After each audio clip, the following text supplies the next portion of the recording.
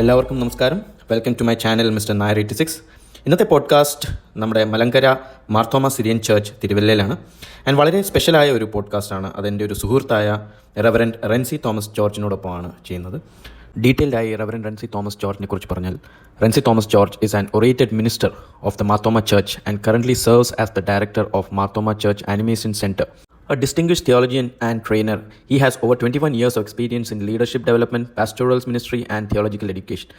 He holds a Master of Theology in Old Testament and a Bachelor of Divinity from the United Theological College, Bangalore, where he was awarded the General Proficiency Prize for the Best Outgoing Student 2024. He is also an alumnus of Madras Christian College, Chennai, where he earned his MA in Social Work, and St. Berkman's College, Kerala, where he completed his orated as a priest in 2024. Reverend Rensi has served in various parishes across Delhi and Kerala, actively engaging in youth movements, social initiatives, and community development projects. A renowned speaker and trainer, he has led over 1,000 workshops and training sessions both in India and abroad. Reverend Rensi continues to be sought after speaker, mentor, and committed to empowering individuals and communities through theological reflection, leadership training, and pastoral excellence. So basically, ആളെക്കുറിച്ച് പറഞ്ഞു വന്നപ്പം English പറഞ്ഞു പോയി എന്നുള്ളതേ ഉള്ളൂ. But this discussion would be in Malayalam. So why wait for? Let's go ahead.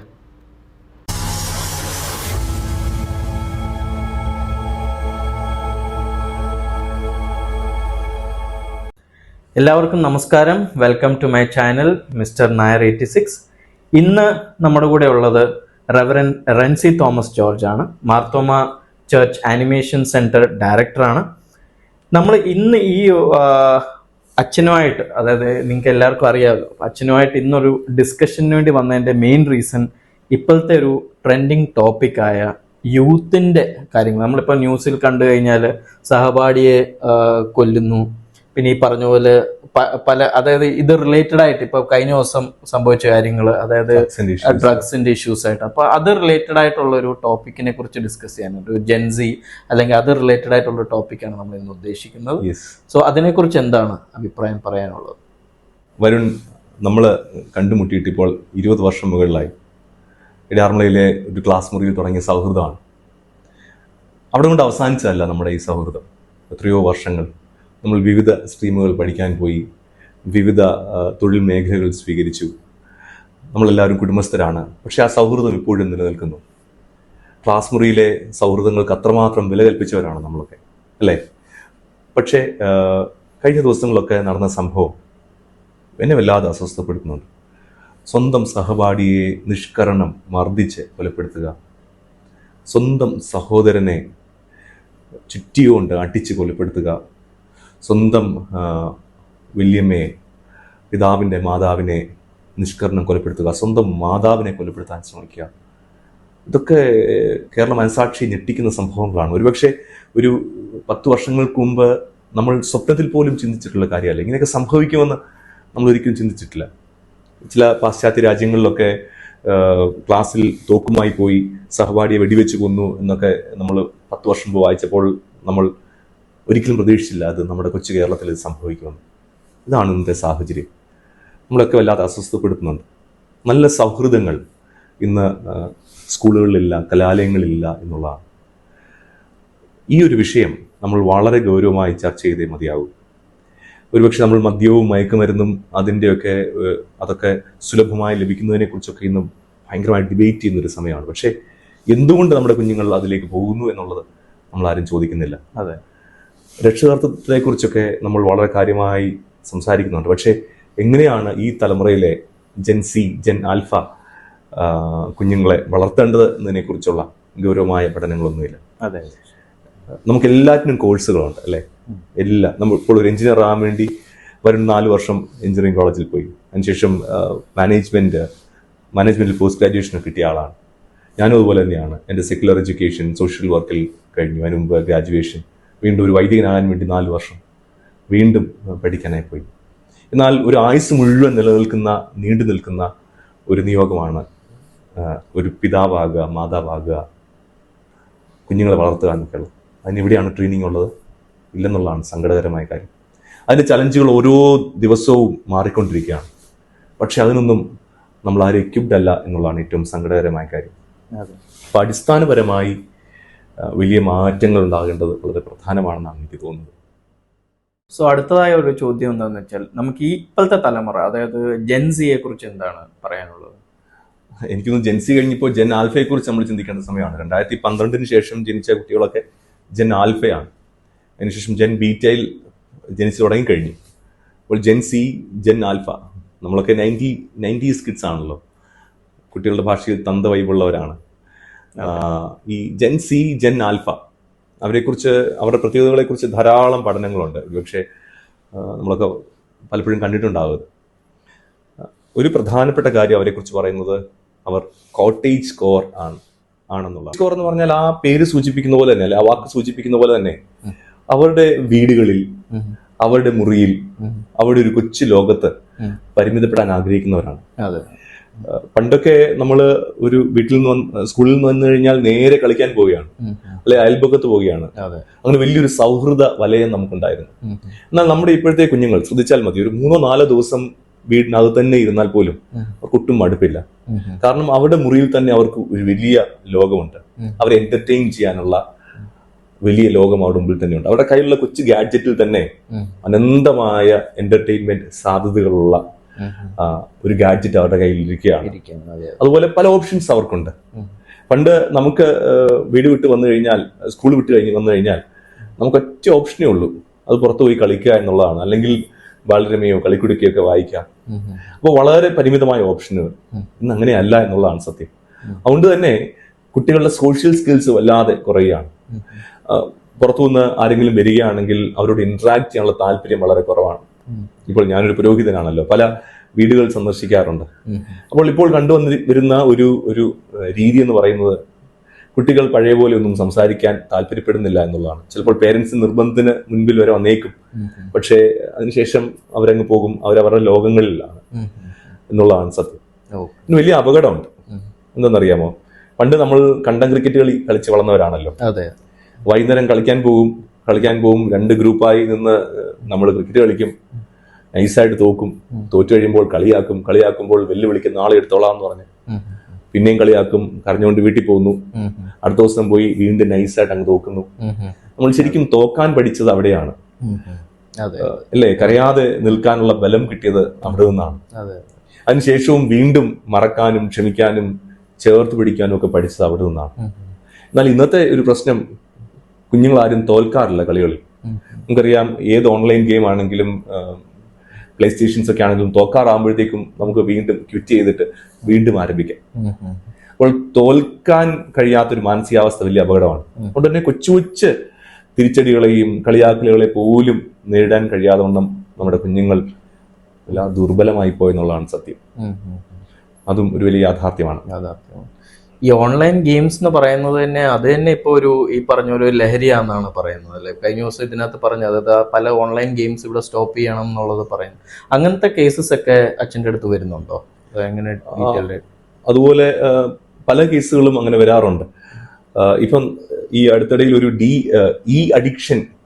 Addiction centre തുടങ്ങുന്നതിനെ കുറിച്ച് മാർത്തോമാ സഭയുടെ Chingannur Mavelikkara diocese ചിന്തിക്കുകയാണ്. കാരണം അത്രമാത്രം കുട്ടികളുടെ ഇടയിൽ ഇതിനോടുള്ള ഒരു ഭ്രമം വർദ്ധിച്ചിരിക്കുകയാണ്. അപ്പോൾ കുട്ടികളുടെ ഒരു ടേസ്റ്റ് മനസ്സിലാക്കി അവരുടെ സ്ക്രീൻ ടൈം വർദ്ധിപ്പിക്കുന്നതിന് തക്കതായ രീതിയിലാണ് ഇതെല്ലാം ഡിസൈൻ ചെയ്തിട്ടുള്ളത് എന്നുള്ളതാണ് സത്യം എന്ന് പറയുന്നത്. ഇത് പറയുമ്പോൾ തന്നെ മറ്റൊരു വിഷയം കൂടെ ഇതിനോട് ചേർന്ന് തന്നെ പറയുന്നത് നന്നായിരിക്കും എന്ന് കരുതുകയാണ്. നമ്മുടെ കുഞ്ഞുങ്ങൾക്കൊക്കെ ഇപ്പോൾ ഐഡന്റിറ്റി അത്ര വലിയ പ്രസക്തമല്ല എന്നുള്ളതാണ്. പണ്ട് നമ്മൾ കൊച്ചു ക്ലാസ്സിലൊക്കെ പഠിച്ചതുപോലെ ഭാരതം എന്ന് കേട്ടാൽ അഭിമാനപൂരിതമാകണം അന്തരംഗം, കേരളമെന്ന് കേട്ടാലോ തിളയ്ക്കണം ചോര നമുക്ക് ഞരമ്പുകളിൽ. ഇതൊക്കെ ഓരോ മലയാളിയും വളരെ ആവേശത്തോടെ ഏറ്റുപാടിയ കവിത വരികളാണ്, ശകലങ്ങളാണ്. പക്ഷെ ഇന്ന് ആ ഐഡന്റിറ്റി ഒക്കെ പ്രസക്തമാണോ? വരുൺ തന്നെ അറിയാലോ, വരുണൊക്കെ ഈ മേഖലയിൽ പ്രവർത്തിക്കുന്ന ആളാണ്. സ്റ്റുഡിയോ നെയിംസിലല്ലേ നമ്മളെല്ലാവരും അറിയപ്പെടുന്നതിന്. അപ്പോൾ ഒരു കാലത്ത് നമ്മുടെ പേര് വളരെ പ്രസക്തമായിരുന്നു, ഇന്ന് പേര് ഒട്ടും പ്രസക്തമല്ല എന്നുള്ളതാണ്. നമ്മൾ ഏത് വീട്ടിൽ നിന്ന് വരുന്നു എന്നുള്ളത് വളരെ പ്രസക്തമാണ്. നമ്മൾ ജംഗ്ഷൻ വരെ നടന്നു പോകുമ്പോൾ 100 പേര് നമ്മുടെ വീട്ടിലെ കാര്യങ്ങൾ അന്വേഷിക്കും, ഇന്നടത്തെ ഇന്നാര് പോകുന്നു എന്ന് അവർ കമന്റ് പറയും. അത്തരത്തിൽ നമ്മളൊക്കെ വളരെ റൂട്ടഡ് ആയിരുന്നു. ഇന്ന് അങ്ങനത്തെ യാതൊരു തരത്തിലുള്ള കണക്ഷൻസും കുഞ്ഞുങ്ങൾക്ക് ഇല്ലാതെ പോവുകയാണ്. എല്ലാവരും ഒരു വലിയ രാജ്യത്തെ ഒരു നെറ്റിസൻസായി, ഡിജിറ്റൽ നേറ്റീവ്സായി തീർന്നിരിക്കുന്ന ഒരു കാലമാണ്. അതുകൊണ്ട് തങ്ങൾ ആരാണെന്നും തങ്ങളുടെ സംസ്കാരം എന്താണെന്നും തങ്ങളുടെ വീടിന്റെ സാഹചര്യം എന്താണെന്നും ഒന്നും പലപ്പോഴും കുഞ്ഞുങ്ങൾ ഓർക്കാറില്ല എന്നുള്ളതും വേറെ ഏതോ ഒരു മാസ്മരിക പ്രപഞ്ചത്തിലാണെന്നുള്ളതും ഭയങ്കര സങ്കടകരമായ കാര്യമാണ്. ഇപ്പോഴത്തെ പിള്ളേര് ഭയങ്കര അഡ്വഞ്ചറസ് അല്ലേ, അത് കമ്പാരിറ്റീവ്ലി നോക്കുവാണെങ്കിൽ? ശരിയാണ്, അവർ വീടുകളിലേക്ക് കൺഫൈൻ ചെയ്യുന്നൊക്കെ പറയുമ്പോൾ തന്നെ അവർ വളരെ അഡ്വഞ്ചറസ് ആണ്. അവരെ കുറിച്ച് പറയാറുണ്ട്, ദേ ആർ ഡൂവേഴ്സ് ആൻഡ് ഡ്രീമേഴ്സ്. നമ്മളൊക്കെ എത്ര സ്വപ്നങ്ങൾ കണ്ടവരാണ് അല്ലേ? ഓർത്ത് നോക്കി, നമ്മളൊക്കെ ക്ലാസ്സിൽ പഠിക്കുമ്പോൾ നമ്മൾ എന്തെങ്കിലുമൊക്കെ ആവുന്നതിനെ കുറിച്ചും നമ്മുടെ കുടുംബജീവിതത്തെ കുറിച്ചും ഇങ്ങനെ ഒത്തിരി കാര്യങ്ങൾ സ്വപ്നം കാണുന്നവരായിരുന്നു.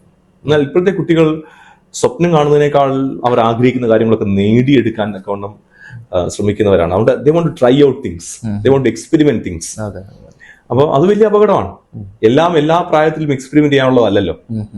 ഇന്നെല്ലാം വളരെ സുലഭമായി കിട്ടുന്ന ഒരു കാലത്ത് ഒരുപക്ഷെ അവരുടെ പ്രായത്തിനും അവരുടെ പക്വതയ്ക്കും ഒക്കെ ഇണങ്ങാത്ത കാര്യങ്ങൾ അവരുടെ കരങ്ങളിലേക്ക് വരുന്നത് ഭയങ്കര അപകടമാണ്. പല സോഷ്യൽ ടാബൂസും റെസ്ട്രിക്ഷൻസും നമ്മുടെ കാലത്തുണ്ടായിരുന്നു. പക്ഷെ ഇന്ന് അതൊന്നും ഇല്ലാത്ത ഒരു കാലമായി തീർന്നിരിക്കുകയാണ്. നമ്മുടെ ഒരു ലോകവും വളരെ വളരെ പരിമിതമായിരുന്നു അല്ലെ? എനിക്കൊന്ന് ഇടാമളയിൽ നിന്ന് ചെങ്ങന്നൂർ വരെ പോകുന്നത് തന്നെ ഒരു വലിയ യാത്രയായി, ഒരു വലിയ അക്കംപ്ലിഷ്മെന്റായി കണ്ട ഒരാളാണ്. ഞാനാണെങ്കിൽ ബസ്സേ കയറാനുള്ള ആഗ്രഹം കൊണ്ട് ട്യൂഷൻ ഇടാമള പഠിക്കുന്ന ആളാണല്ലോ. അപ്പൊ നിങ്ങളോടൊക്കെ തിരിച്ചു വരാൻ വേണ്ടി ഞാനിവിടെ ട്യൂഷൻ ചെങ്ങന്നൂരാക്കി, അവിടെ നിന്ന് ബസ്സേ വരുന്നൊക്കെ വലിയ യാത്രയായിരുന്നു. അതൊക്കെയായിരുന്നു ഏറ്റവും വലിയ അഡ്വഞ്ചർ എന്ന് പറയുന്നത്. കഴിഞ്ഞ ദിവസം ഒരു കൂട്ടുകാരൻ പറയായിരുന്നു, ഒരു പയ്യൻ പറയായിരുന്നു, അവൻ ചായ കുടിക്കാൻ വേണ്ടി ഇവിടുന്ന് കോഴഞ്ചേരിയിൽ നിന്ന് കുട്ടിക്കാനം വരെ പോയെന്ന്. ഞാൻ ചോദിച്ചു, നീ ചായ മാത്രമേ കുടിച്ചുള്ളൂ? ജസ്റ്റ് ചായ കുടിക്കാൻ, അവിടെ ചായ കുടിക്കുമ്പോൾ ഒരു പ്രത്യേക വൈബാണെന്നൊക്കെ പറഞ്ഞു. ഒരു 150 കിലോമീറ്റർ ഒക്കെ ബൈക്ക് ഓടിച്ചു പോയാണ് ഒരു 10 രൂപയുടെ ചായ കുടിക്കാൻ വേണ്ടി. അതൊന്നും ഒരു വലിയ കാര്യമായി തോന്നാത്ത അല്ലെങ്കിൽ ഒരു ജനറേഷനാണ്. 150 കിലോമീറ്റർ അങ്ങോട്ടും ഇങ്ങോട്ടും 150 കിലോമീറ്റർ ഒരു ചായ കുടിക്കാൻ വേണ്ടി നമുക്ക് ചിന്തിക്കാൻ പറ്റുമോ? അന്നേരം നമ്മൾ ശരിക്കും തന്തവൈബ് തന്നെയാണെന്നുള്ള ഒരു ഫീൽ. സത്യം സത്യം സത്യം സത്യം. പക്ഷെ ഇതിൽ ഒക്കെയുള്ള ഒരു വലിയ അപകടം എന്ന് പറയുന്നത് നല്ല സ്വപ്നങ്ങൾ ഇല്ലാതെ പോവുകയാണ്. നമ്മുടെ മുൻ രാഷ്ട്രപതി അബ്ദുൽ കലാം സ്വപ്നം കാണാൻ വേണ്ടിയൊക്കെ വലിയ ആഹ്വാനം നൽകി. പക്ഷെ ഇന്ന് സ്വപ്നങ്ങൾ ഇല്ലാതെ പോവുകയാണ്. ആരോ ഒരു എഴുത്തുകാരൻ പറഞ്ഞു, ഏറ്റവും വലിയ പ്രശ്നം നമ്മുടെ യുവജനങ്ങൾക്ക് ഉട്ടോപ്പിയകളില്ല എന്നുള്ള. ഉട്ടോപ്പിയ എന്ന് പറഞ്ഞാൽ നല്ല സ്വപ്നങ്ങളാണ്. നമ്മുടെ രാഷ്ട്രത്തെക്കുറിച്ചുള്ള സ്വപ്നം, നമ്മുടെ ചുറ്റുപാടുകളെ കുറിച്ചുള്ള സ്വപ്നങ്ങൾ ഒക്കെ ഇല്ലാതെ പോകുന്നത് വലിയ അപകടമാണ്. സ്വപ്നങ്ങളാണല്ലോ നമ്മളെ മുൻപോട്ട് നയിക്കുന്നത്. അതെ അതെ, വലിയ സങ്കടമാണ്. ഇപ്പോൾ നമ്മുടെ സ്കൂളിൽ ഒക്കെ നമ്മൾ ഇന്ററാക്ട് ചെയ്യുമ്പോൾ കിട്ടുന്ന ഒരു ഇതാണ്, ടീച്ചേഴ്സിന്റെ സൈഡിൽ നിന്നോ പ്രിൻസിപ്പളിന്റെ സൈഡിൽ നിന്നൊക്കെ ഈ ഇപ്പോഴത്തെ കുട്ടികൾ എല്ലാം ഇങ്ങനെ വെഞ്ചർ ഔട്ട് ചെയ്യാൻ വേണ്ടിയിട്ട് നിൽക്കുകയാണ്. അത് പുതിയ തലങ്ങളിലേക്ക് നോക്കിക്കൊണ്ടിരിക്കുക. അതൊരു പോസിറ്റീവ് ഇതായിട്ട് എടുക്കുന്നുണ്ടോ അതോ അതൊരു നെഗറ്റീവ് ഇതായിട്ടാണ്? എന്താണ് അഭിപ്രായം? മുമ്പ് നമ്മൾ അത് തന്നെ പറഞ്ഞുകൊണ്ടിരുന്നത്, പലതും ഇങ്ങനെ അഡ്വഞ്ചർ അവർക്ക് ഭയങ്കര ഇഷ്ടമാണ്, വെഞ്ചർ ഔട്ട് ചെയ്യുന്നുണ്ട്. വളരെ പോസിറ്റീവായിട്ട് തന്നെ നമ്മൾ അതിനെ കാണണം. അങ്ങനെ അല്ലെന്നല്ല, ഞാൻ ഈ പറയുന്നതെല്ലാം നെഗറ്റീവായിട്ട് എല്ലാം ചിത്രീകരിക്കുന്നു എന്ന് കരുതണ്ട. പക്ഷെ ചില അപകടങ്ങളും ഉണ്ട് എന്നുള്ളതാണ് ഞാൻ പറയാനായി ശ്രമിച്ചത്. അവരുടെ താല്പര്യങ്ങൾ അങ്ങ് മറിയാണ്. ഫ്ലീറ്റിംഗ് ഇൻട്രസ്റ്റുകളാണ് പലപ്പോഴും. പിന്നെ ഗാഡ്ജറ്റ്സ് തന്നെ നോക്കിയാൽ മതി. ഒരു iPhone 16 ഉള്ള ഒരാൾ അടുത്ത ഒരു എഡിഷൻ വരാൻ വേണ്ടി പെട്ടെന്ന് ഇങ്ങനെ കാത്തിരിക്കുകയാണ്. എന്തിനോടുള്ള താല്പര്യം വളരെ പെട്ടെന്ന് അങ്ങ് അവസാനിച്ചു പോവുകയാണ്. ഒരു പുതിയ ഗാഡ്ജറ്റ് കിട്ടുന്നു, അത് എക്സ്പ്ലോർ ചെയ്യുന്നു, ഒരാഴ്ച കഴിയുമ്പോൾ അതിനുള്ള താല്പര്യം പോകുന്നു. നമ്മളൊന്നും അങ്ങനെയല്ല. നമുക്കൊക്കെ ആദ്യം കിട്ടിയ ഫോൺ എത്ര വർഷം ഉപയോഗിച്ചെന്ന് ഓർക്കുന്നുണ്ടോ? അവസാനം റബ്ബർ ബാൻഡ് ഒക്കെ കിട്ടി ഉപയോഗിച്ച കാലമൊക്കെ ഇങ്ങനെ ഓർക്കുകയാണ്. ഒരു പേന ഞാൻ ഓർക്കുന്നുണ്ട്, റെയിനോൾസിന്റെ ഒക്കെ പേന നമ്മൾ ഇങ്ങനെ പശ ഒട്ടിച്ചും ഒക്കെ ഉപയോഗിച്ച് റീഫില്ല് പലതവണ മാറി. ഇന്നങ്ങനെയല്ലല്ലോ. റെനോൾസിന്റെ പെൻ ഉപയോഗിക്കാന്ന് പറഞ്ഞാൽ തന്നെ അതൊരു ലക്ഷറി ആയിരുന്നു. സത്യം സത്യം സത്യം. പെൻസിലൊക്കെ ഞാൻ ഓർക്കുന്നുണ്ട്, പെൻസിലൊക്കെ മുഴുവൻ തീർന്നു, ഉപയോഗിച്ച് കഴിഞ്ഞു, ഇനി ഒട്ടും ഉപയോഗിക്കാനില്ല എന്ന് ഉറപ്പ് വരുത്തിയതിനു ശേഷം മാത്രമേ അടുത്ത പെൻസിൽ എടുത്ത് എറിയുള്ളൂ. നമ്മുടെ കുഞ്ഞുങ്ങളൊക്കെ ഇപ്പം ഇങ്ങനെ ഉണ്ടല്ലോ, നമ്മൾ പാക്കറ്റുകൾ വെച്ചേക്കാണ്, ഒരു ദിവസം കൊണ്ടുപോകുന്നു, കളയുന്നു. അപ്പൊ ഇൻട്രസ്റ്റുകൾ അങ്ങനെ മാറുകയാണ്. എല്ലാം വളരെ സുഭിക്ഷമാണ്, അവൈലബിൾ ആണ് എന്നുള്ളത് തന്നെ അവരുടെ താല്പര്യങ്ങൾ ഇങ്ങനെ മാറി മറയുകയാണ് എന്നുള്ളതാണ് സങ്കടകരമായ. എന്തൊരു സങ്കടമുണ്ട്. കാരണം ഒന്നിനോടും ഒരു പ്രത്യേകിച്ച് മമതയില്ല, ഒന്നിലും ഒരു എക്സൈറ്റ്മെന്റ് ഇല്ലാതെ പോകുന്ന ഒരു വലിയ അപകടം ശരിക്കും അതിനകത്തില്ലേ. കോൺസെൻട്രേഷൻ വളരെ കുറവാണ്.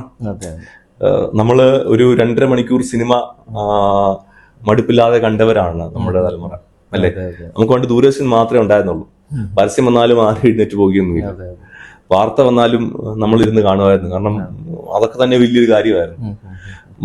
ആഴ്ചയിൽ ഒരിക്കൽ മാത്രമുള്ള ചിത്രഗീതത്തിന് വേണ്ടി നമ്മളിങ്ങനെ കാത്തിരിക്കുന്നു, ചിത്രഹാറിന് വേണ്ടി കാത്തിരിക്കുമായിരുന്നു. ഈവൻ ഞാൻ ഹിന്ദി ന്യൂസും സംസ്കൃത ന്യൂസ് വരെ കണ്ടിട്ടുള്ളത് ഞാൻ ഇങ്ങനെ ഓർക്കുകയായിരുന്നു. മടുപ്പല്ലായിരുന്നു. ഇന്ന് TV പോലും ആർക്കും കാണണ്ട എന്നുള്ളതാണ് സത്യം.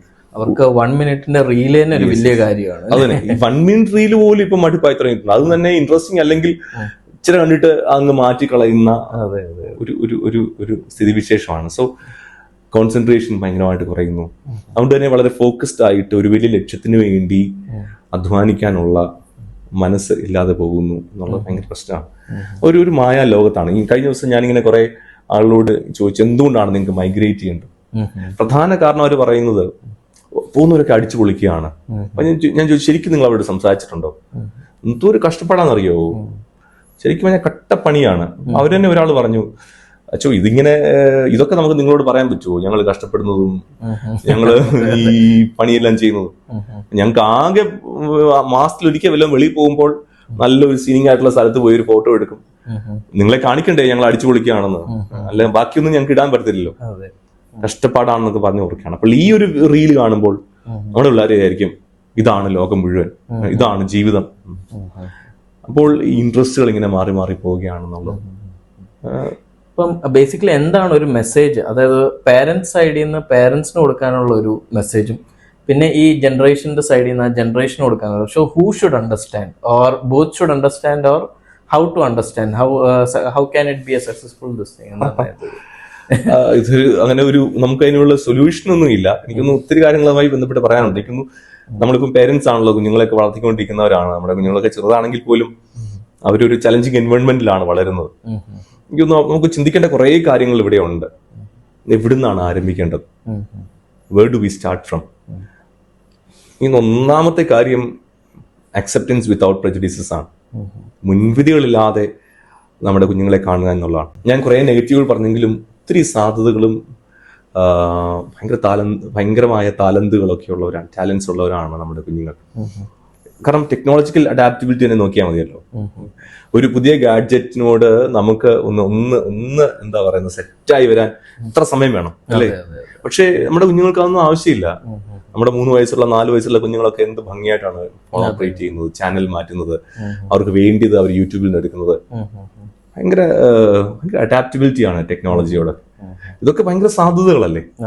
എല്ലാം സാധ്യതകളാണ്. പക്ഷെ നമ്മുടെ പ്രശ്നം, we always want to see people the way we want to see them. We never see them as they are. നമുക്ക് ഒത്തിരി എക്സ്പെക്ടേഷൻസ് ഉണ്ട്. നമ്മുടെ കുഞ്ഞുങ്ങൾ ഇങ്ങനെ ആകണം, അങ്ങനെ ആകണം. നല്ലതാണ്, തീർച്ചയായും എക്സ്പെക്ടേഷൻസ് പേരൻസിന് ഉണ്ടാകണം. പക്ഷെ അതിനപ്പുറമായി ഓരോ കുഞ്ഞും യുണീക്കാണ്, ഓരോ കുഞ്ഞും അതുല്യമാണ്, ആക്ച്വലി അനന്യമാണ്. അവരുടെ കഴിവുകൾ, അവരുടെ ആപ്റ്റിറ്റ്യൂഡ്.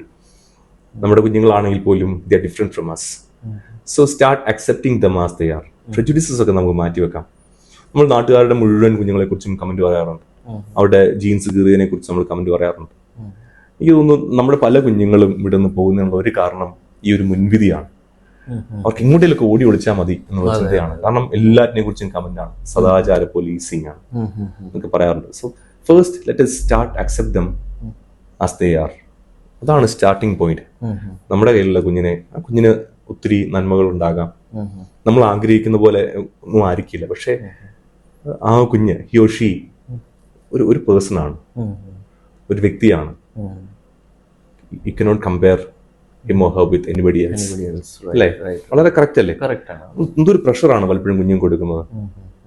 കമ്പാരിസൺ എന്ന് പറയുന്ന കമ്പാരിസൺ ഭയങ്കര പ്രശ്നമാണ്. പക്ഷെ ഇതേ കാര്യം നമുക്ക് പണ്ടും ഇല്ലായിരുന്നു. അതായത് 80s 90s ഇപ്പം കിഡ്സിനാണെങ്കിലും ആ ഒരു കമ്പാരിസൺ എന്ന് പറയുന്ന ഒരു കാര്യം ഉണ്ടായിരുന്നത്. പക്ഷെ അത് എങ്ങനെയാണ് അതൊരു അക്സെപ്റ്റൻസിലേക്ക് വന്നത്? ഇത് അക്സെപ്റ്റൻസിലേക്ക് വരാൻ ഒരു ബുദ്ധിമുട്ട് വരുന്നത്?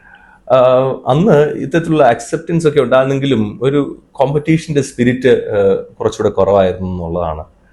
പിന്നെ കുറച്ചുകൂടെ സർവൈവൽ സ്കിൽസ് നമുക്കുണ്ടായിരുന്നു. നമുക്കൊരു കൂട്ടുകുടുംബത്തിന്റെ ഭാഗമായിരുന്നു. നമുക്ക് വെന്റിലേറ്റ് ചെയ്യാനുള്ള ഒത്തിരി ഓപ്പർച്യൂണിറ്റീസ് ഉണ്ടായിരുന്നു. ഇതൊക്കെ ഒരു കാര്യം. നമ്മൾ വീട്ടിൽ ഒരു കുഞ്ഞല്ലെങ്കിൽ 2 കുഞ്ഞാണ് മാക്സിമം. അവർ തന്നെ ഞാൻ പറഞ്ഞ പോലെ ഒരു കൊച്ചു ലോകത്ത് ഒതുങ്ങി നിൽക്കുകയാണ്. അതുകൊണ്ട് തന്നെ അവർക്ക് വെന്റിലേറ്റ് ചെയ്യാൻ പലപ്പോഴും കഴിയുന്നില്ല. ഇതൊക്കെ ഭയങ്കര പ്രശ്നമാണ്. സോ ഈ ഒരു അക്സെപ്റ്റൻസ്, അവരായിട്ട് തന്നെ അവരുടെ ആളത്വത്തെ, അവരുടെ പേഴ്സണാലിറ്റിയെ ഒന്ന് ബഹുമാനിക്കാൻ സാധിക്കണം. റെസ്പെക്ട് എല്ലാവർക്കും ആവശ്യമാണ്. സോ ഈ ഒരു ജനറേഷൻ നമുക്ക് റെസ്പെക്ട് ചെയ്യാം, അവരെ നമുക്ക് അക്സെപ്റ്റ് ചെയ്യാം എന്നുള്ളത് ഭയങ്കര പ്രധാനമാണ്. സോ അപ്പം സംഭവിക്കാൻ പോകുന്നതെന്ന് വെച്ചാൽ നമ്മുടെ ഇപ്പോൾ ഈ വീഡിയോ കണ്ടു കഴിയുമ്പോൾ ഈ ജെൻസിയെ കുറിച്ച് മൊത്തത്തിൽ കുറ്റം പറയും. ഇതിന്റെ താഴെ മൊത്തം കമന്റ്സിൽ ട്രോളായിരിക്കും. സോ ബേസിക്കലി ആ ഒരു ട്രോള് അവോയ്ഡ് ചെയ്യാൻ, അല്ലെങ്കിൽ ഇതിനകത്തൊരു പോസിറ്റീവ് കണ്ടന്റ് എന്തെങ്കിലും എലിമെന്റ് ഉണ്ടോ അതോ ഇല്ലയോ, അതാണ്. അയ്യോ വരണേ, നമ്മൾ അങ്ങനെ കുറ്റം പറയാൻ വേണ്ടിയല്ല. നമ്മുടെ കുഞ്ഞുങ്ങളൊക്കെ മുത്തല്ലേ, ഒരു സാധ്യതയുള്ള കുഞ്ഞുങ്ങളാണ്. പക്ഷെ ഇങ്ങനെ അപകടം ഉണ്ടെന്ന് ഇങ്ങനെ ഇപ്പൊ നടന്ന സംഭവങ്ങളോട് ചേർന്ന് ഞാൻ പറഞ്ഞു എന്ന് മാത്രമേ ഉള്ളൂ. ഞാൻ മുമ്പേ പറഞ്ഞില്ലേ അക്സെപ്റ്റ് ചെയ്യുക എന്ന് പറയുന്നത്. അതുപോലെ തന്നെ പ്രധാനപ്പെട്ട ഒരു കാര്യമാണ് ലെറ്റ്സ് സ്റ്റാർട്ട് അപ്രീഷിയേറ്റിംഗ് ദം. ഞാൻ ചെന്നൈയിൽ, ഞാൻ മദ്രാസ് ക്രിസ്ത്യൻ കോളേജിലാണ് എൻ്റെ പോസ്റ്റ് ഗ്രാജുവേഷൻ ചെയ്തത്, വരുന്നറിയാമല്ലോ, സോഷ്യൽ വർക്കിലായിരുന്നു.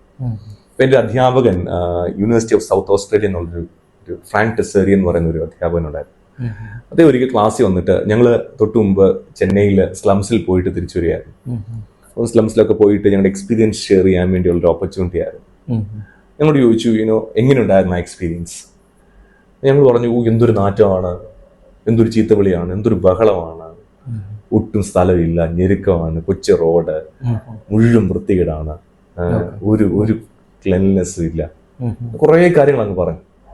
ഭയങ്കര ചൂടും, ചെന്നൈയിലെ ചൂടൊക്കെ അല്ലേ. എന്നിട്ട് അദ്ദേഹം ഞങ്ങളോട് ചോദിച്ചു, നിങ്ങൾക്ക് ഒന്നും അപ്രീഷിയേറ്റ് ചെയ്യാനില്ല ഇതിനകത്ത് ഒന്നും. അത് ഞങ്ങളെ ഭയങ്കരമായിട്ട് ചിന്തിപ്പിച്ചു. അദ്ദേഹം ബോർഡിൽ എഴുതി അപ്രീഷിയേറ്റീവ് എൻക്വയറി. ഏത് ഇന്റർവെൻഷനും ഏത് ഇടപെടലും ആരംഭിക്കേണ്ടത് പോയിന്റ് ഓഫ് അപ്രീസിയേഷൻ നിന്നാണ്.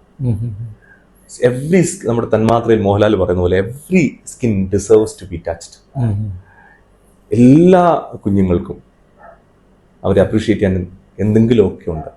ദൈവം അങ്ങനെ എല്ലാവരും അയക്കുള്ളൂ. അത് കണ്ടെത്തുക എന്നുള്ളതാണ് നമ്മുടെ പേരൻസിന്റെ റോൾ എന്ന് പറയുന്നത്. അതിൽ തൊടുമ്പോൾ ഏത് കുഞ്ഞും ഉണരും. അതിൽ തൊടുമ്പോൾ ഏത് കുഞ്ഞിന്റെയും ആത്മാഭിമാനം വളരും. നമ്മൾ പലപ്പോഴും എന്തില്ല എന്നുള്ളതിലേക്കാണ് നോക്കുന്നത്. നമ്മുടെ ഫോക്കസ് മറിച്ച് മാറേണ്ടത് എവിടെയാണെന്ന് അറിയാമോ? നമ്മുടെ ഫോക്കസ് അവരുടെ ചില നന്മകളിലേക്കാണ്. There are certain things that require our appreciation.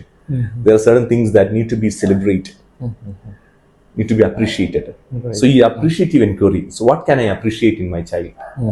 ഇത് ഭയങ്കര പ്രധാനമാണ്. നമ്മുടെ കുഞ്ഞ് മാത്രമല്ല, നമ്മുടെ ഉള്ളിലെ ഏത് കുഞ്ഞിലും അവിടെയാണ് സ്റ്റാർട്ടിങ് പോയിന്റ്. എന്ന് വെച്ചാൽ അവരുടെ കുഴപ്പങ്ങളൊന്നും പറയണ്ട എന്നല്ല, മറിച്ച് അപ്രീഷിയേറ്റ് ചെയ്താണ് തുടങ്ങേണ്ടത്. നന്മകളെ ശരിക്കും പറഞ്ഞാൽ വളർത്തിയാണ്, പ്രോജ്വലിപ്പിച്ചാണ് എപ്പോഴും കുഞ്ഞുങ്ങളെ വളർത്തേണ്ടതെന്നുള്ളതാണ് എൻ്റെ ഒരു നിഗമനം. സോ അപ്രീഷിയേറ്റീവ് എൻക്വയറി മനസ്സിൽ കുറിച്ചിട്ടുണ്ട് ഒരു വാക്ക് തന്നെയാണ്. There are certain things that need to be appreciated എന്നുള്ളത്. അവിടെ നിന്നാണ് ആരംഭിക്കേണ്ടത്. നമ്മുടെ കുഞ്ഞുങ്ങളുടെ അങ്ങനെയുള്ള ചില നൈസർഗികമായ താലന്തുകളാകാം, അവിടെ ചില ആപ്റ്റിറ്റ്യൂഡ് ആകാം, അതൊന്ന് അന്വേഷിക്കാനായി ശ്രമിക്കാം. എന്തില്ല എന്നുള്ളതിനേക്കാൾ എന്തവരിലുണ്ട് എന്നതിൽ നിന്നാണ് തുടങ്ങേണ്ടത്. അതാണ് കറക്റ്റ് അപ്രോച്ച് എന്നാണ് ഞാൻ കരുതുന്നത്. ഉദാഹരണം ഞാൻ പറയാം. മുമ്പ് പറഞ്ഞ പോലെ ഈ ടെക്നോളജിക്കൽ അഡാപ്റ്റബിലിറ്റി. ഇപ്പം ഞാനൊരു ഒരു ട്രെയിനിങ് സെന്ററിന്റെ ഒരു കപ്പാസിറ്റി ബിൽഡിംഗ് ട്രെയിനിങ് ഡിപ്പാർട്ട്മെന്റ് ഒക്കെ ഹെഡ് ചെയ്യുന്ന ഒരാളാണ്. ഒരു സ്ഥാപനം ഞാൻ പറഞ്ഞിട്ടുണ്ട്, അതിനകത്തെ ഭൂരിപക്ഷം ആളുകളും യുവജനങ്ങളാണ്. അവരൊക്കെ വളരെ താല്പര്യത്തോടെ ഇങ്ങോട്ട് വന്ന് they want to live a productive life. എന്തൊരു ക്രിയേറ്റീവാണ് നമ്മുടെ കുഞ്ഞുങ്ങൾ. അപ്പം പല ഈ മെറ്റീരിയൽസും നമ്മൾ പ്രൊഡ്യൂസ് ചെയ്യുന്നത് പൂർണ്ണമായിട്ടും അവരുടെ കഴിവ് വെച്ചാണ്. എന്തും ചെയ്യാനുള്ള ഒരു മനസ്സുള്ളവരാണ്. അത്തരത്തിൽ എന്തുമാത്രം കുഞ്ഞുങ്ങളാണ്, നമ്മുടെ യുവാക്കളാണ് നമ്മുടെ ചുറ്റുപാടുമുള്ളത്. ഒരു വീഡിയോ ഉണ്ടാക്കാൻ നമ്മളുണ്ടാക്കുന്നതും അവരുണ്ടാക്കുന്നതും തമ്മിൽ ഭയങ്കര വ്യത്യാസമാണ്. നമ്മുടെ കയ്യിലിരിക്കുന്ന ഫോൺ അവർ യൂസ് ചെയ്യുന്നതും നമ്മൾ യൂസ് ചെയ്യുന്ന തമ്മിൽ ഭയങ്കര വ്യത്യാസമാണ്. അവരുടെ ആംഗിളുകൾ, അവരുടെ ഫ്രെയിമുകൾ ഒരു ഫോട്ടോ എടുക്കുമ്പോൾ തന്നെ ഡിഫറെന്റ് ആണെന്നുള്ളതാണ്. മറ്റൊന്ന് നമ്മൾ കഴിഞ്ഞ പ്രളയത്തിൽ കണ്ടതാണ്. എത്രയോ യുവാക്കളാണ്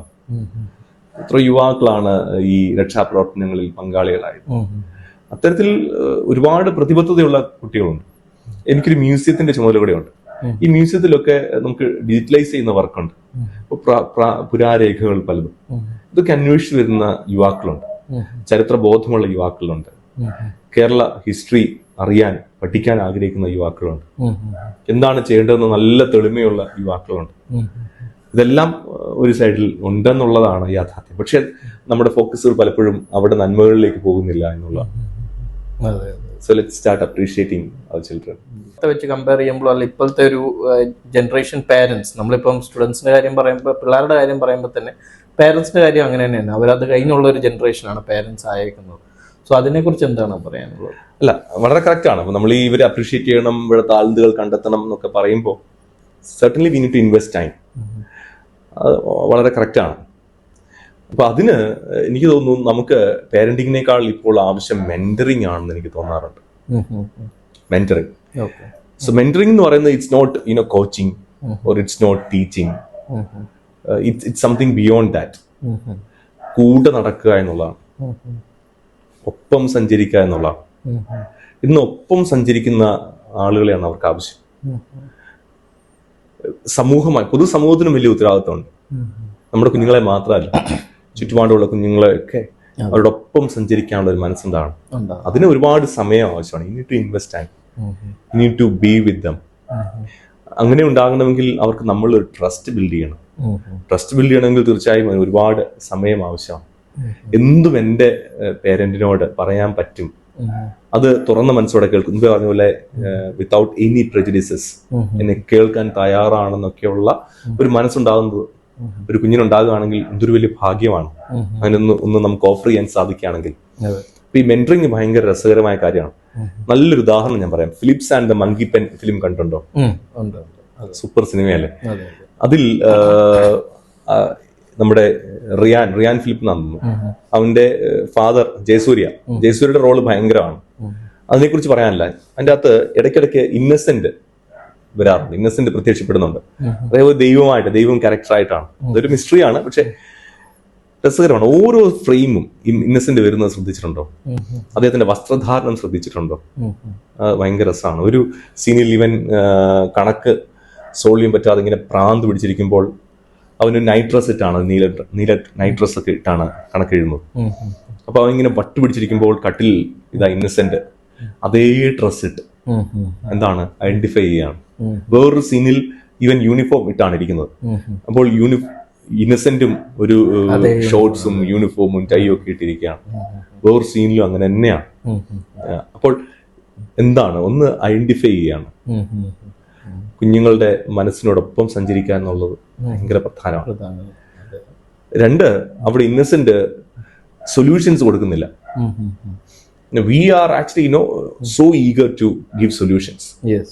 എന്തുവാണ് നമുക്ക് അറിയാത്ത ഫീൽഡാണെങ്കിൽ പോലും നമ്മൾ ഭയങ്കര കാര്യമായിട്ട് പറയും. എഞ്ചിനീയറിംഗ് പഠിക്കുന്ന വെച്ച് കഴിഞ്ഞാൽ നമ്മളൊരു 10 എഞ്ചിനീയറിംഗ് കോളേജിന്റെ പേര് പറയും. ഒരു കാര്യമില്ല. എന്തെങ്കിലും ഉണ്ടെങ്കിൽ നമ്മൾ പറയും അവിടെ ഉണ്ട്, അതുകൊണ്ടല്ലോ, ഇവിടെ ഇതുണ്ടല്ലോ, ഈ കോഴ്സിന് പോയാൽ പോരായിരുന്നോ. നമുക്കങ്ങ് അഡ്വൈസസ് കൊടുക്കാൻ ഭയങ്കര ഇഷ്ടമാണ്. അവരെ കേൾക്കുകയാണ് പ്രധാനം. അപ്പൊ ആ ഒരു സിറ്റുവേഷനിൽ ഇന്നസെന്റ് കാണണം, ഭയങ്കര രസമാണ്. ഇന്നസെന്റ് എന്താ ചെയ്യുന്ന അറിയാമോ?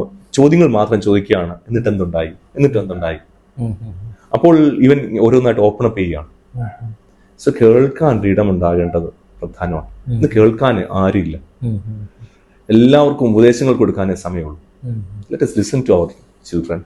ഒത്തിരി കാര്യങ്ങൾ പറയാനുണ്ടാകും. അപ്പോൾ കേൾക്കാൻ നമുക്കൊരു സമയം ഉണ്ടാകണം, കൂടെ സഞ്ചരിക്കാൻ സമയം ഉണ്ടാകണം, ഒരു ഐഡന്റിഫിക്കേഷൻ ഉണ്ടാകേണ്ടത് ഭയങ്കര പ്രധാനമാണ്. അക്കാര്യത്തിലൊക്കെ ഞാൻ വരുണിനെ ഭയങ്കരമായിട്ട് അപ്രീഷിയേറ്റ് ചെയ്യുന്നുണ്ട്. വരുൺ ഒരുപക്ഷെ ഒരു ഫോർമൽ ജോലിയൊക്കെ വേണ്ടാന്ന് വെച്ചതും ഫാമിലിയോട് ടൈം സ്പെൻഡ് ചെയ്യാൻ വേണ്ടിയല്ലേ, നിങ്ങളോടൊപ്പം യാത്ര ചെയ്യാൻ വേണ്ടിയല്ലേ. അത് എനിക്ക് ഭയങ്കരമായിട്ട് ഇഷ്ടപ്പെടാറ്. സോ വീക്കെൻഡ്സ് ഫ്രീ ആകുന്നത് അവരോടൊപ്പം. അൺഫോർച്ചുനേറ്റ്ലി എനിക്കും പലപ്പോഴും ഒന്നും കഴിയുന്നില്ല എന്നുള്ളതാണ് സങ്കടം. പക്ഷെ വരുണെ ഞാൻ ആ കാര്യത്തിൽ തീർച്ചയായിട്ടും അപ്രീഷിയേറ്റ് ചെയ്യുന്നുണ്ട്. സോ ഒരു മെന്ററിങ്ങിന്റെ ഒരു കൾച്ചർ നമുക്ക് ഡെവലപ്പ് ചെയ്യണം. നമ്മുടെ കുഞ്ഞുങ്ങളെ മാത്രമല്ല, നമ്മൾക്ക് അറിയാവുന്ന കുഞ്ഞുങ്ങളെയൊക്കെ കേൾക്കാനും അവർക്ക് ഒന്ന് കയറി വരാനൊരു ഇടമായി നമ്മുടെ വീടുകൾ തീരാനും നല്ല സൗഹൃദങ്ങൾ സൃഷ്ടിക്കാനും സാധിക്കും. ഡൽഹിയിലെ എൻ്റെ ഒരു എക്സ്പീരിയൻസ് ഞാൻ പറയാം. ഞാൻ ആദ്യമായിട്ട് പോകുന്ന ഡൽഹിയിലാണല്ലോ. അപ്പൊ അവിടെ ചെന്ന് കുറേ യൂത്ത് ഉണ്ട് അവിടെ. അപ്പം അവരുമായിട്ടൊക്കെ അവരുടെ എന്തിലൊക്കെ ചെയ്യണമെന്ന് ഭയങ്കര ആവേശമാണ്. മാക്സിമം അവരുമായിട്ട് എൻഗേജ് ചെയ്യാൻ നോക്കി. എനിക്കറിയാവുന്ന ഇംഗ്ലീഷൊക്കെ അവരോട് പറഞ്ഞു. അവരൊക്കെ നമ്മളോട് സംസാരിക്കുന്നുണ്ട്. ഒത്തിരി പ്രോഗ്രാംസ്, വെറൈറ്റി പ്രോഗ്രാംസ്, ഇതൊക്കെ നമ്മൾ ശ്രമിച്ചു. പക്ഷെ ഒരു 6 months കഴിഞ്ഞിട്ടും ഒരു കണക്ട് കിട്ടുന്നില്ല. ഒരു കണക്ഷൻ ഉണ്ടല്ലോ, ഒരു മാനസികമായ ഒരു അടുപ്പം ഒന്നും കിട്ടുന്നില്ല.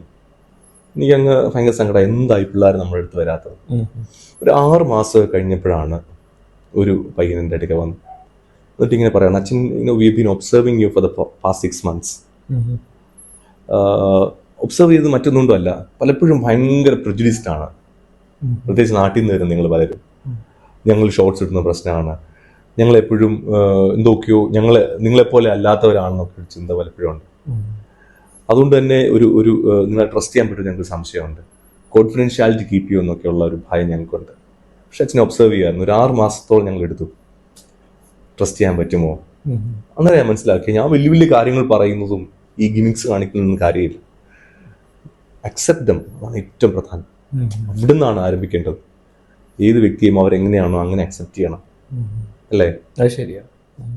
സോ ഈ ഒരു പോഡ്കാസ്റ്റിലൂടെ എന്താണ് ഈ ജനറേഷൻ അല്ലെങ്കിൽ പേരൻസിന് അല്ലെങ്കിൽ ജനറൽ ആയിട്ടുള്ള ഒരു മെസ്സേജ് എന്താണ് പ്രേക്ഷകർക്ക് നമ്മൾ എടുത്ത് അതൊന്ന് സമ്മറൈസ് ചെയ്യുകയാണെങ്കിൽ പ്രേക്ഷകർക്ക് കൊടുക്കാനുള്ള എന്താണ് message?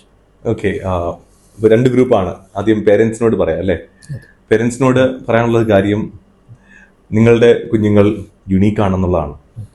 So start appreciating them the way they are, start loving them the way they are. 2, solutions നൽകുന്നതിനേക്കാൾ അവരോടൊപ്പം സഞ്ചരിക്കാൻ ശ്രമിക്കുക, അവരെ കേൾക്കാൻ ശ്രമിക്കുക, മനസ്സിലാക്കാൻ ശ്രമിക്കുക, അവർക്കൊരു നല്ല മെൻറ്ററായി തീരുക. ഒരു പേരൻറ്റിനേക്കാൾ ഒരുപക്ഷെ ഇൻ ദ സ്ട്രിക്റ്റ് സെൻസ് ഒരു പേരൻറ്റിനേക്കാൾ ഒരു നല്ല മെൻറ്ററാകുന്നത് വളരെ പ്രധാനമാണെന്ന് കരുതുകയാണ്. അവർക്ക് എന്തും വന്ന് പറയാൻ പറ്റുന്നൊരിടമായി നിങ്ങളുടെ ഒരു ഇടം മാറട്ടെ. അതാണ് ഏറ്റവും പ്രധാനം എന്നാണ് ഞാൻ കരുതുന്നത്. ഒപ്പം തന്നെ നിങ്ങളുടെ ഉത്തരവാദിത്തങ്ങൾ നിങ്ങൾ ധൈര്യപൂർവ്വം നിർവഹിക്കുക. Do not worry about the outcomes. നിങ്ങൾ നന്നായി നിങ്ങളുടെ ഉത്തരവാദിത്തം ചെയ്തുകൊണ്ടേയിരിക്കുക എന്നുള്ളതാണ്. എല്ലാം നന്നായി വരട്ടെ എന്ന് പ്രാർത്ഥിക്കുന്നു. യുവജനങ്ങളോട് എനിക്ക് പറയാനുള്ളത്, ഒന്ന് ബി യുവർ സെൽഫ്. നിങ്ങൾ നിങ്ങളായിരിക്കുക എന്നുള്ളതാണ്.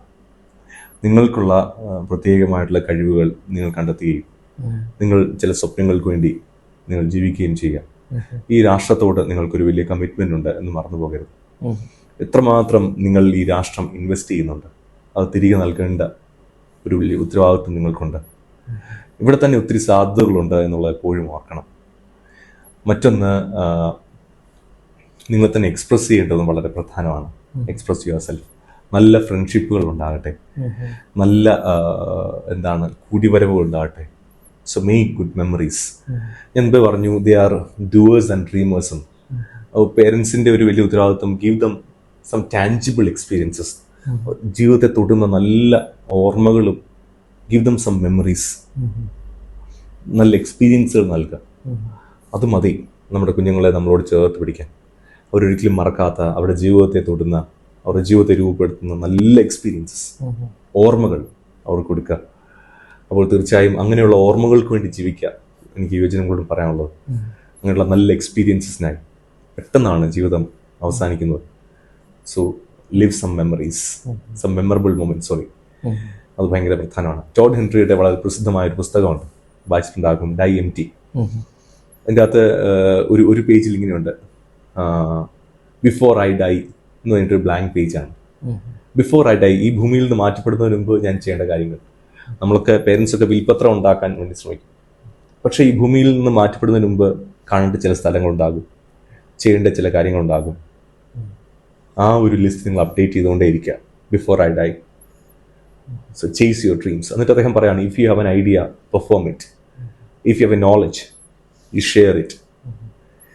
Love, share and distribute. Not keep it inside. Die empty. മരിക്കുമ്പോൾ ഒന്നുമില്ലാതെ മരിക്കുക. അതായത് എല്ലാം ചെലവഴിച്ച്, നമ്മുടെ ഉള്ള അറിവും സ്നേഹവും നന്മകളും എല്ലാം ചെലവഴിച്ച് എം ടി ആയിട്ട് മരിക്കുക എന്ന് പറയുന്നത്. അദ്ദേഹം പറയാനൊരു കാരണമുണ്ട്. കാരണം അദ്ദേഹം ഒരു പ്രസംഗം കേട്ടപ്പോൾ, ഈ ഭൂമിയിലെ ഏറ്റവും അധികം റിസോഴ്സസ് എവിടെയാണ്? അത് വൈറ്റ് ഹൗസിലോ ബക്കിംഗ്ഹാം പാലസിലോ ഒന്നുമല്ല, അത് ശരിക്കും സെമിത്തേരികളിലാണ്. കാരണം എന്തൊരു വലിയ റിസോഴ്സസ് ആണ് ഉപയോഗിക്കാതെ അവിടെ അടക്കം ചെയ്തിരിക്കുന്നത്. സോ അദ്ദേഹം അങ്ങനെയാണ് ചിന്തിക്കുന്നത്, ഡൈ എം ടി. അതുകൊണ്ട് എല്ലാ കഴിവുകളും നന്നായി ഉപയോഗിക്കുക ആൻഡ് ഡൈ എം ടി. യാതൊരു റിഗ്രറ്റ്സും ഇല്ലാതെ സന്തോഷത്തോടെ സംതൃപ്തിയോടെ മരിക്കുക. മറ്റൊരു പുസ്തകമാണ് റോബിൻ ശർമ്മയുടെ who will cry when you dye. നമ്മൾ മരിക്കുമ്പോൾ ആരാണ് കരയുക? നമ്മുടെ ഏറ്റവും അടുത്ത പ്രിയപ്പെട്ടവരല്ലാതെ വേറെ ആരെങ്കിലും കരയുമോ? അത് ഭയങ്കര ചോദ്യമല്ലേ? അതെ, ഒരുപക്ഷെ നമ്മുടെ ഏറ്റവും അടുത്ത പ്രിയപ്പെട്ടവരെക്കാളൊക്കെ അപ്പുറമായി കുറേ ആളുകളെങ്കിലും നമ്മളെ ഓർത്ത് ഒരു തുള്ളി കണ്ണീരെങ്കിലും ഒഴുക്കുകയാണെങ്കിൽ എന്തൊരു സാഫല്യമാണ് ജീവിതത്തിൽ. അങ്ങനെ ഒരുപാട് ജീവിതങ്ങളെ തൊടാൻ നമുക്ക് സാധിക്കട്ടെ എന്ന് പ്രാർത്ഥിക്കുകയാണ്. പിന്നെ നമുക്ക് സീരിയസ് ആയിട്ടുള്ള content said and done. Okay, നമുക്കൊരു ചെറിയൊരു റാപ്പിഡ് ഫയർ റൗണ്ട് എന്ന് പറഞ്ഞൊരു ചെറിയൊരു ഒരു പ്രശ്നമൊന്നുമില്ല, ഉണ്ടാവാൻ സാധ്യതയില്ല. ഒരു ചെറിയ റാപ്പിഡ് ഫയർ റൗണ്ട് ഒരു ക്വസ്റ്റ്യൻസ് നമ്മൾ വരികയാണ്. സോ അച്ഛൻ ക്രിക്കറ്റ് കാണുന്ന ഒരാളാണോ? ഓ പിന്നെ അടിപൊളി. ഫേവറേറ്റ് ക്രിക്കറ്റർ ഇപ്പോഴുള്ളോ പഴയതോ? ഏതാണേലും. എനിക്ക് മുഹമ്മദ് അസറുദ്ദീനെ ഭയങ്കര ഇഷ്ടമായിരുന്നു, അദ്ദേഹത്തിന്റെ ഫ്ലിക്സ് ഓർമ്മയുണ്ടോ? പിന്നെ രാഹുൽ ദ്രാവിഡ് ഭയങ്കര ഇഷ്ടമായിരുന്നു. സച്ചിനെ പിന്നെ എല്ലാരും ഫാൻസ് ആയതുകൊണ്ട് പിന്നെ ഞാൻ രാഹുൽ ദ്രാവിഡിന്റെ പിന്നാലെ പോയി. പിന്നെ നമ്മുടെ KL രാഹുൽ ഭയങ്കര ഇഷ്ടമാണ്. ഇപ്പൊ നമ്മുടെ പയ്യൻ സഞ്ജു. ഇതൊക്കെയാണ് നമ്മുടെ ഒരു ഫുട്ബോൾ. ഫുട്ബോള് ബൈച്ചും കൂട്ടിയ IM വിജയൻ. തന്തവൈബ് സമയമാണ് അതൊക്കെ. തന്തവൈബ് ഫീലാണ് ഇപ്പോഴും. ഇപ്പോഴത്തെ ജനറേഷനിലുള്ള അധികം അത്ര അങ്ങോട്ട് നമ്മൾ പുറത്തോട്ട് ഇപ്പൊ ഈ ISL ഒക്കെ കാണാറുണ്ടോ? ടൈം കിട്ടാറുണ്ടോ? ISL ഒക്കെ ഭയങ്കര ഫോളോ ചെയ്യുന്ന ഭയങ്കര കുറവാണ്. പക്ഷേ ഫുട്ബോൾ തീർച്ചയായിട്ടും പഴയ റൊണാൾഡീഞ്ഞോ ഒക്കെ. പിന്നെ കേരളത്തിലെ ഏറ്റവും വിവാദമായിട്ടുള്ള ഒരു ചോദ്യമാണ് മോഹൻലാൽ ഓർ മമ്മൂട്ടി. ആയിട്ടും പറയണ്ട, പഴയ മമ്മൂട്ടി ഫാൻസ് അസോസിയേഷൻ ഭാരവാഹി ആയിരുന്നു. പക്ഷെ ആദ്യം കണ്ടിട്ടുന്ന മോഹൻലാലിന്റെ പടമാണ് കേട്ടോ. കാരണം അത് പറഞ്ഞിട്ടുണ്ടല്ലോ, കുറ്റം കണ്ടുപിടിച്ചിട്ടുണ്ടല്ലോ പറയാൻ. സോ പഴയകാല മമ്മൂട്ടി ഫാൻസ് അസോസിയേഷൻ ഭാരവാഹിയായിരുന്നു. തമാശ. പക്ഷെ ഞങ്ങളൊക്കെ നമ്മളൊക്കെ കോളേജ് പഠിക്കുന്ന സമയത്തല്ലേ ഈ ഒരു വലിയ ഭയങ്കര ഹെൽത്തി ആയിരുന്നു. ഇന്നത്തെ പോലെ ചുമ്മാതെ സൈബർ എഴുത്തൊന്നുമില്ല. അന്ന് ചുമ്മാതെ ചൊറിയാൻ വേണ്ടിയൊക്കെ സംസാരിക്കുമെങ്കിലും ഭയങ്കര പരസ്പര ബഹുമാനം ഉണ്ടായിരുന്നു. ഫേവറേറ്റ് ഫിലിം ഏതാണ്? ഫേവറേറ്റ് ഫിലിം എന്ന് പറയാൻ പറ്റില്ല. ഫിലിംസ് ഒരുപാട് ഫിലിമുകളുണ്ട്. നമ്മള് മമ്മൂട്ടി ഫാൻ ആണെന്ന് പറഞ്ഞാലും ലാലേട്ടന്റെ വന്ദനവും ചിത്രമൊക്കെ മറക്കാൻ പറ്റും. മമ്മൂട്ടിയുടെ ആണെങ്കിലും എത്ര അനശ്വരമായ സിനിമകളുണ്ട്. നമ്മുടെ വാത്സല്യം ഉൾപ്പെടെയുള്ള എത്രയോ പടങ്ങളാണ്. അതെല്ലാം എനിക്ക് ഇപ്പോഴത്തെ പിള്ളേരാണെങ്കിലും ഈ പഴയ സിനിമകളാണ്, പഴയ പാട്ടുകളാണ് ഇപ്പോഴും. അവർ ടൂറിന് പോകുമ്പോഴെല്ലാം വെക്കുന്ന പഴയ പാട്ടുകളൊക്കെ തന്നെയാണ്. അങ്ങനെ കുറെ സിനിമകളുണ്ട്. മറ്റൊന്ന് റാബിറ്റ് ത്രൂ ഫെൻസ് എന്ന് പറഞ്ഞൊരു ഓസ്ട്രേലിയൻ അബോറിജിനൽസിന്റെ ഒരു സിനിമയാണ്. അതുപോലെ നമ്മുടെ മുന്നാഭായി ഒക്കെ കോപ്പി അടിച്ച സിനിമയുണ്ടല്ലോ ഇംഗ്ലീഷിലെ, അതൊരു ഭയങ്കര സിനിമയാണ്. എന്റെ പെർസ്പെക്റ്റീവ് മാറ്റി മറിച്ചൊരു സിനിമയാണ്. അങ്ങനെ കുറെ സിനിമയുണ്ട്. നമ്മുടെ വെള്ളം ഈ അടുത്ത വന്ന്, പിന്നെ സൗദി വെള്ളയ്ക്ക, എന്തോ പടങ്ങളാണ്. അങ്ങനെ ഒത്തിരി സിനിമകൾ എനിക്കൊന്ന് പറയാൻ തുടങ്ങിയാൽ കുറെ അധികം സിനിമകൾ ഉണ്ടാവും. Malayalam industries in the right direction എന്ന് പറയുമോ? പക്ഷെ എനിക്ക് ഇപ്പോഴത്തെ ഈ മറ്റേ ഇറച്ചിവിട്ട് പടങ്ങളുണ്ടല്ലോ, അതും കൂടി ടോളറേറ്റ് ചെയ്യാൻ പറ്റുന്നില്ല. ഒരു രക്ഷയില്ല. അത് ഒഴിച്ചാൽ അടിപൊളിയാണ്. സോ അടുത്ത റാപ്പിഡ് ഫയറിലെ ക്വസ്റ്റ്യൻ ആണ്, ഏറ്റവും ഇഷ്ടമുള്ള ഒരു പാട്ട്, എപ്പോ പോയാലും ഒരു ഫ്രഷ്നെസ് തോന്നുന്ന ഒരു പാട്ട്. ഒത്തിരി പാട്ടുകളുണ്ട്. എനിക്ക് തോന്നുന്നു മൗനം സ്വരമായി, പിന്നെ നമ്മുടെ കിരികിൽ പമ്പരം, അങ്ങനെ കുറെ പാട്ടുകളുണ്ട്. സിനിമ പാട്ടാണെങ്കിൽ. പുതിയ പാട്ടൊന്നും പക്ഷെ അറിയത്തില്ല. അപ്പൊ അതിലൊരു പാട്ടിന്റെ ഒരു 2 വരി വേണോ? പ്രേക്ഷകർക്ക് വേണ്ടിയിട്ട് വലിയ കുഴപ്പമില്ലാതെ പോവല്ലായിരുന്നു. ഇല്ല, ഒരു 2 വരി അതിന് വേണ്ടിയിട്ട്. എനിക്ക് ഈ വരികളൊന്നും അങ്ങനെ കാണാൻ അറിയില്ല. 2 മിനിറ്റ് എടുത്തോളൂ. ഞാൻ ഈ ഷോർട്ട് കട്ട് ചെയ്തിട്ടായിരിക്കും അടുത്ത ഇതിലേക്കൊന്ന് നോക്കിയിട്ടൊന്ന് പറഞ്ഞാലും മതി. നോക്കാം.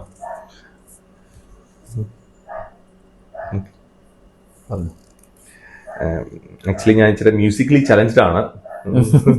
ജസ്റ്റ് പറ്റുന്ന പോലെ ഒന്ന് പാടാം. കൊളായൊന്നും പറയരുത് കേട്ടോ, തൊണ്ടയ്ക്ക് പ്രശ്നമുണ്ട്.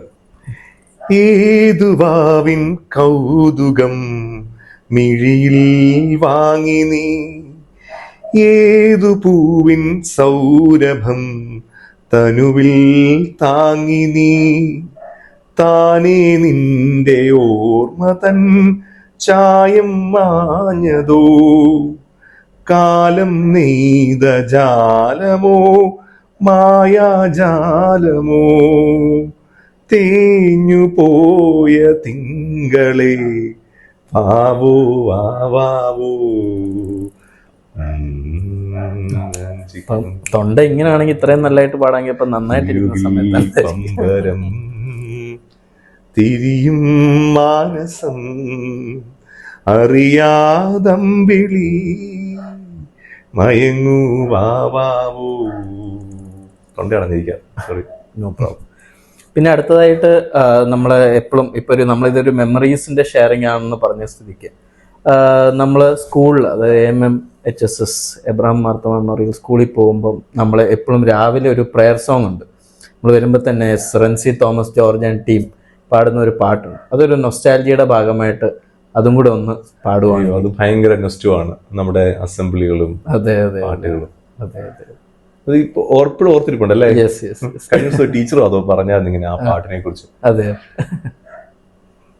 പുൽക്കൊടി തുമ്പിലും പൂമൊട്ടിലും വിടരുന്ന കുസുമങ്ങൾ ഞങ്ങളിലും കുടികൊള്ളും വിശ്വ ചൈതന്യമേ നിൻ മുൻപിൽ കൈ തൊഴുന്നേ. നീ തന്നെ ജ്ഞാനം, നീ തന്നെ സ്നേഹം, നീ തന്നെ ആത്മാവിൻ അഭയകേന്ദ്രം. നീ തന്നെ ജ്ഞാനം, നീ തന്നെ സ്നേഹം, നീ തന്നെ ആത്മാവിൻ അഭയകേന്ദ്രം.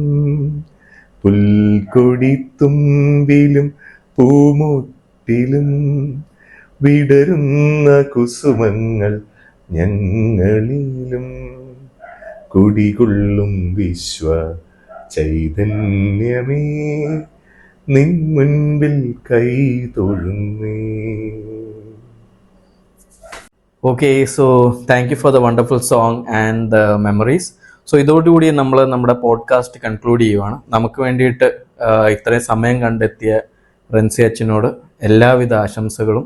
Thank you very much. And ഞങ്ങൾക്ക് ഇവിടെ വന്നപ്പം തന്ന ഹോസ്പിറ്റാലിറ്റി അത് ഇതിനകത്ത് എടുത്ത് പറയാൻ പറ്റില്ല. കാരണം അത്രയധികം ഭക്ഷണങ്ങളാണ് നമ്മൾ കഴിച്ചത്. എസ്പെഷ്യലി നമ്മൾ നോമ്പിൻ്റെ ഒരു കാലഘട്ടമാണ്. നിങ്ങൾക്ക് എല്ലാവർക്കും അറിയാമല്ലോ എന്തായിരിക്കും കിട്ടിയെന്നുള്ളതിനെക്കുറിച്ച്. സോ അതിനെല്ലാത്തിനും നന്ദി രേഖപ്പെടുത്തുന്നു. മിസ്റ്റർ നായർ എന്നുള്ള യൂട്യൂബ് ചാനൽ ഭയങ്കര ശ്രദ്ധേയമായിക്കൊണ്ടിരിക്കുന്ന, ട്രെൻഡായി മാറിക്കൊണ്ടിരിക്കുന്ന ഒരു സമയത്ത് അതിൽ എനിക്കും ഭാഗമാകാൻ സാധിച്ചതിൽ എനിക്ക് ഒത്തിരി സന്തോഷമുണ്ട്. പ്രത്യേകിച്ച് എൻ്റെ ഫ്രണ്ട് വരുണിൻ്റെ ഒരു ഇനിഷ്യേറ്റീവ് ആകുമ്പോൾ എനിക്ക് അതിലേറെ സന്തോഷമാണ്. വരുൺ നല്ലൊരു ട്രെയിനറാണ്, തീർച്ചയായിട്ടും അങ്ങനെ ഒരുപാട് പേരെ സഹായിക്കാൻ മനസ്സുള്ള ആളാണ്. എല്ലാ നന്മകളും നേരുന്നു. ഈ ഒരു യൂട്യൂബ് ചാനലും പോഡ്കാസ്റ്റുകളും കുറേ പേരെ ഇൻസ്പയർ ചെയ്യട്ടെ എന്ന് ഞാൻ പ്രാർത്ഥിക്കുന്നു. Thank you so much. Thank you.